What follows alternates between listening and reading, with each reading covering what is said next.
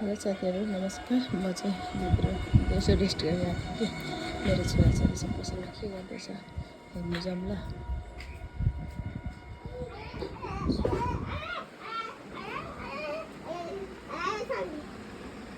के गर्नु भएको नानीहरू?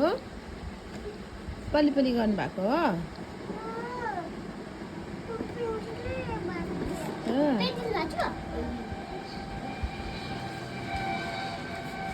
लेख्नुहोस्। वा कति ज्ञानी नि मेरो छोरा र छोरी त। नानी त आफै लेख्नुहुन्छ नि, कस्तो ज्ञानी हुनुहुन्छ। लु लेख्नुहोस् हजुरहरू। म गएँ ल, हजुरहरूलाई डिस्टर्ब हुन्छ होला। गएँ म भित्र नि।